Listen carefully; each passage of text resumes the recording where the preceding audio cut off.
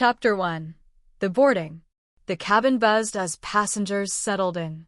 For the Harrington family, this flight marked the start of a dream vacation, a chance to escape routine, reconnect, and savor time together. Lydia Harrington gently adjusted her daughter's seatbelt, her movements calm and practiced, honed by years of travel. Beside her, her husband Daniel skimmed the in-flight magazine, half interested. Across the aisle, their 10-year-old son, Ethan, pressed his face to the window, captivated by the ground crew handling luggage. It was a fleeting moment of calm before takeoff. But tranquility shattered when a shadow loomed in the aisle. A flight attendant in a crisp navy uniform stood, arms crossed, her expression icy. Her name tag read Claire Monroe, but her cold demeanor spoke louder. "Tickets," she said, voice flat. Lydia blinked, caught off guard. "I'm sorry." "Boarding passes," Claire repeated, her tone sharp.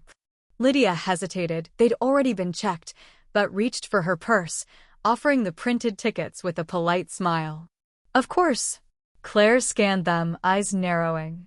"These seats are premium economy," she said, gesturing to the row. "This section's for premium passengers." Daniel's brows knit. "Yes, we booked premium economy." Claire thrust the tickets back. "Move to the back," she ordered curtly. Ethan sat up. "But why?" Lydia's stomach churned. "Is there an issue with our reservation?" Claire leaned closer, voice low, cutting. "I'm not sure how you got these, but these seats are for premium customers." Daniel's tone hardened.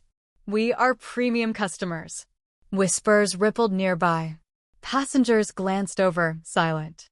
Lydia stayed composed. "Can you verify with the gate agent?" "We were confirmed at boarding." Claire's facade cracked. "Move, or I'll call security." Gasps. Silence. Lydia sensed the unspoken truth. This wasn't about seats.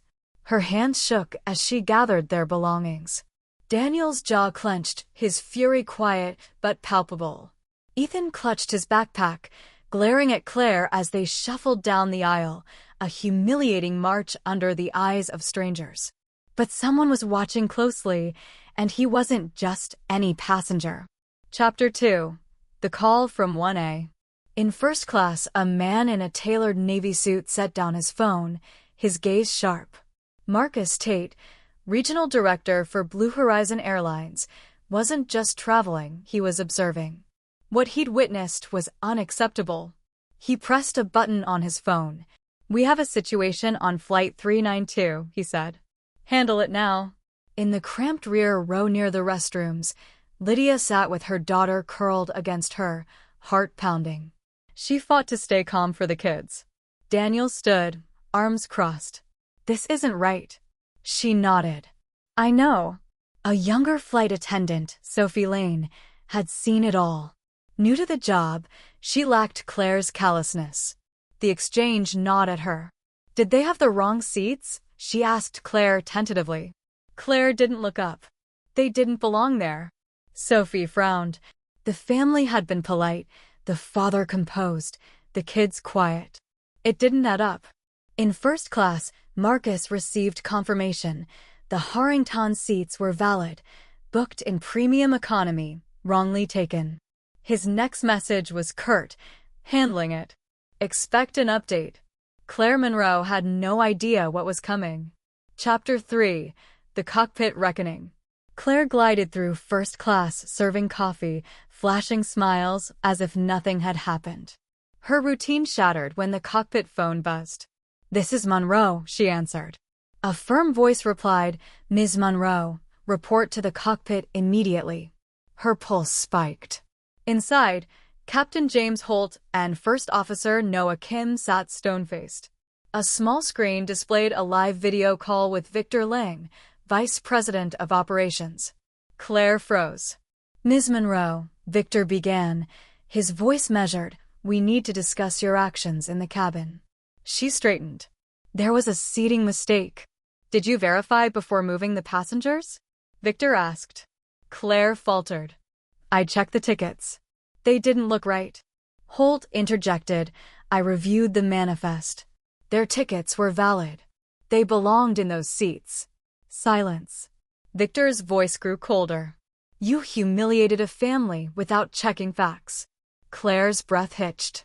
I followed procedure. No, Victor said. You didn't. Then the hammer fell. Do you know who was in 1A? Claire blinked. No, Marcus Tate, Victor said. He saw everything. Your actions are now a PR crisis. Mid-flight, Claire's voice cracked. I didn't mean. Victor cut her off. Effective immediately, you're relieved of duty for this flight. Her world collapsed, her own actions her undoing. Chapter 4. Public Apology. When Claire returned to the cabin, the mood had shifted. Fellow attendants avoided her eyes. Passengers stared. The final blow came not from management, but from the family she'd wronged. From the back, Daniel Harrington's voice rose, steady. That apology should come to us, not just the passengers. Gasps. Lydia touched his arm, but didn't stop him, she agreed. Claire froze. You humiliated us in front of everyone, Daniel continued. So apologize in front of everyone. The cabin held its breath. Passengers turned, eyes on Claire. Her voice wavered. I apologize for the inconvenience. It wasn't an inconvenience, Lydia said, voice like steel. You humiliated us. You assumed we didn't belong. Daniel added, without even checking. Claire's shoulders slumped. She tried again. I was wrong, she said, voice breaking with rare sincerity. I judged without verifying. I humiliated your family, and I'm truly sorry. Silence. Daniel nodded once. For the first time, Claire Monroe meant her apology. Chapter 5. Grounded. As the plane landed, Claire sat alone in the jump seat, mind reeling. An announcement crackled. Ms. Monroe will be escorted from the aircraft. She is no longer with Blue Horizon Airlines. Gasps echoed. Phones recorded. News spread. As Claire walked the aisle, passengers stared, unflinching. Justice unfolded in real time. She passed the Harringtons. Ethan looked at her, not with anger, but with disappointment, a deeper wound than any punishment. In the terminal, the fallout erupted. Live tweets, video clips, headlines on airport screens. Flight attendant fired mid-flight after forcing Black family to move without cause. Blue Horizon responds to viral discrimination incident on Flight 392. Her name, her career, gone. Chapter 6. Aftermath. Weeks later, Claire couldn't find work. No airline would hire her. Her name was poison. Applications ended with, "We've gone another direction."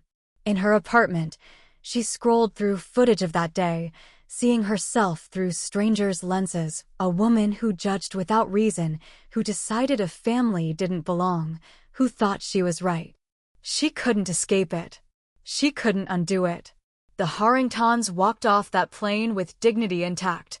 Blue Horizon issued a public apology, reinstated the family's seats on their return flight, and launched mandatory bias training. The Harringtons enjoyed their vacation, their bond stronger, their story a beacon for others. Claire walked away with nothing, her career in ashes, a lesson etched in her soul. Assumptions carry a cost, and justice spares no one.